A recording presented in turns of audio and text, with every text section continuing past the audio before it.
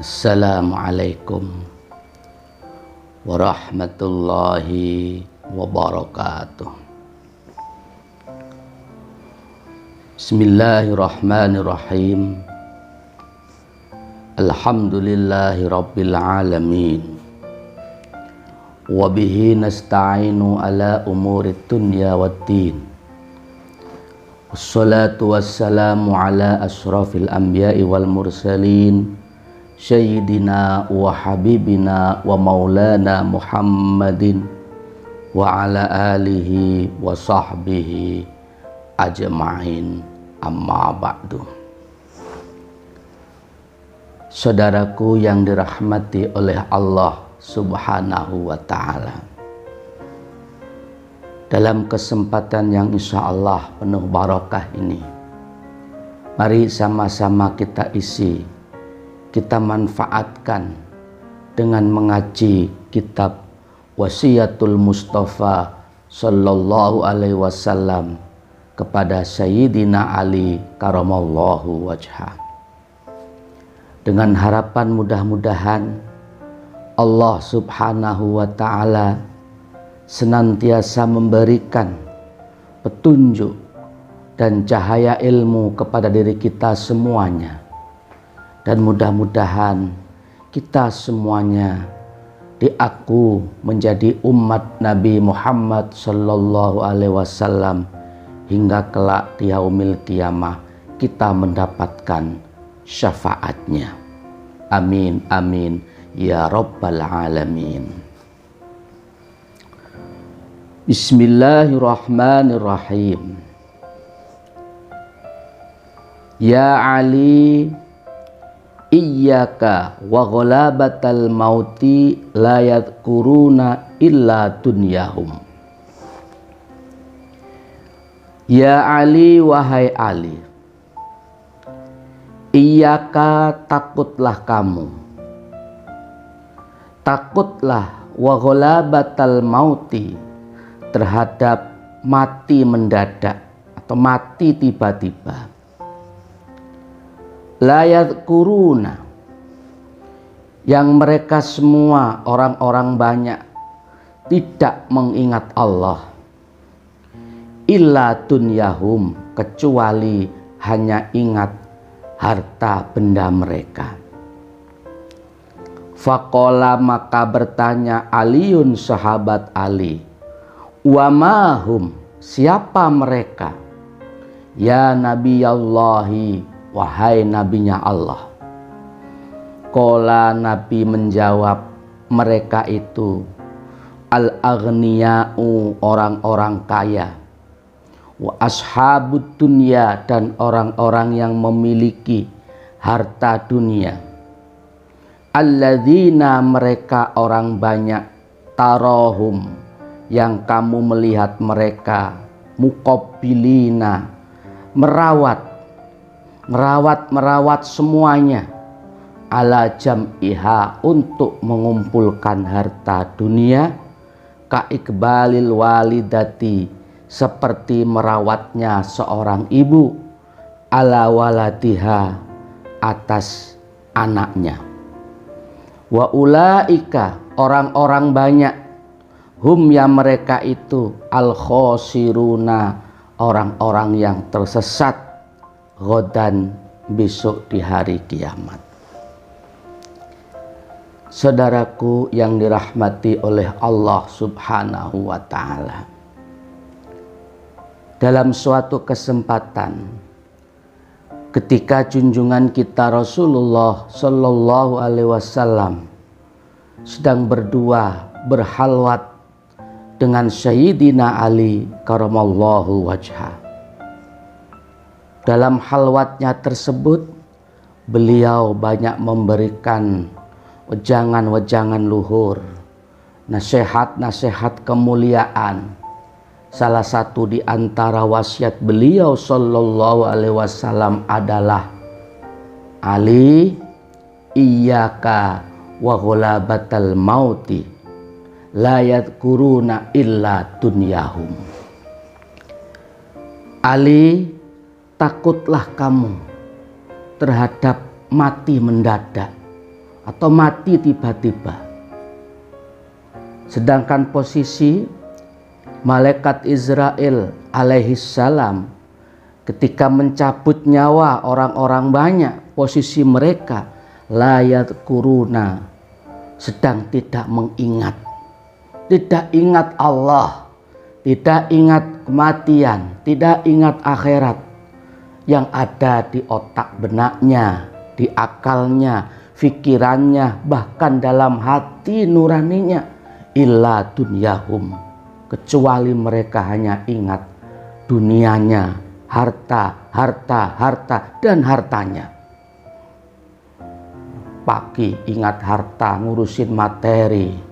Siang pun juga begitu, sibuk diuruskan dengan masalah harta duniawi. Sore, malam, tengah malam, yang ada di dalam pikirannya dunia, dunia, dunia. Sampai ketemu pagi kembali, fokus dirinya hanya untuk mengurusi harta materi duniawi. Tidak ingat kepada Allah, tidak ingat kepada kematian, dan tidak ingat kepada hari kiamat. Sehingga qadarullah menetapkan dia mati dalam keadaan mendadak. Sedangkan posisinya, kematiannya, fikir, akal, hatinya selalu mengingat harta benda dunianya. Dicabut oleh malaikat Israel, tidak ingat Allah, hanya melainkan ingat harta benda dunianya. Inna lillahi wa inna ilaihi raji'un. Ketika baginda Rasulullah SAW menjelaskan tentang hal ini, ada benak kejanggalan dalam Sayyidina Ali. Ia ingin bertanya, wa mahum ya Nabi Allah, siapa mereka itu wahai nabinya Allah? Yakni mereka orang-orang banyak yang hanya mengingat dunianya, tapi tidak ingat Allah dan tidak ingat akhirat, termasuk tidak mengingat kematian. Nabi menjawab, mereka itu adalah al-aghniya'u wa ashabud dunya alladzina tarahum muqabbilina ala jam'iha ka iqbalil walidati ala waladiha wa ulaika humul khasirun. Pertanyaan yang bagus. Ali bertanya, siapa mereka ya Nabi Allah? Rasulullah pun menjawab, mereka itu yaitu orang-orang kaya, orang-orang yang memiliki harta benda dunia, yang kamu melihat mereka fokus, konsentrasi, merawat hartanya seperti fokus konsentrasinya merawatnya seorang ibu, mak-mak kepada anaknya. Itu sebuah perumpamaan. Wa ulaika humul khasirun, orang-orang yang cinta dunia berlebihan tersebut, al khasiruna ghadan, itulah Ali, orang-orang yang celaka, orang-orang yang tersesat besok di hari kiamat. Saudaraku yang dirahmati oleh Allah Subhanahu wa ta'ala, dari wasiat Rasulullah SAW tadi, kita bisa mengambil sebuah iktibar, atau kita bisa mengambil sebuah ilmu. Apa di antaranya? Bahwa ciri-ciri orang yang celaka besok di hari kiamat, yaitu salah satu di antaranya adalah orang-orang kaya. Wa ashabud dunya, orang-orang yang memiliki gemerlapnya kemewahan materi duniawi. Mereka lupa akhirat, lupa kematian, sehingga cintanya mereka kepada harta bagaikan cintanya seorang ibu kepada anaknya. Inilah orang-orang yang akan tersesat, celaka besok di hari kiamat. Na'udzubillah summa na'udzubillah min dzalik. Mudah-mudahan kita semuanya bukan termasuk salah satu di antara orang-orang yang disebutkan junjungan kita Rasulullah Shallallahu Alaihi Wasallam tadi. Amin amin ya Rabbal Alamin. Saudaraku yang dirahmati oleh Allah Subhanahu wa Ta'ala, dengan demikian, apakah kita dilarang untuk menjadi orang kaya? Oh tidak. Apakah kita dilarang untuk bekerja maksimal, bekerja keras? Oh tidak. Islam sangat-sangat memerintahkan, menganjurkan pemeluknya untuk bekerja keras. Kerja keras, kerja cerdas, kerja tuntas. Dan Islam tidak melarang pemeluknya untuk jadi orang kaya, bahkan dianjurkan untuk jadi orang yang kaya, yang sukses. Kenapa? Agar supaya harta benda itu tidak dikuasai oleh orang-orang kafir. Agar supaya harta benda tidak dikuasai, dipegang oleh tangan orang-orang fasik. Sehingga untuk melakukan hal-hal yang dilarang oleh Allah. Tetapi kalau harta benda itu dikuasai, dipegang oleh orang-orang saleh, orang-orang yang takwa kepada Allah, insya Allah harta tersebut menjadi sarana, wasilah untuk beribadah, mendekatkan diri keharibaan Allah Subhanahu wa Ta'ala. Sebab biaya hidup itu perlu harta. Pendidikan anak, nafkah anak istri pun juga perlu harta.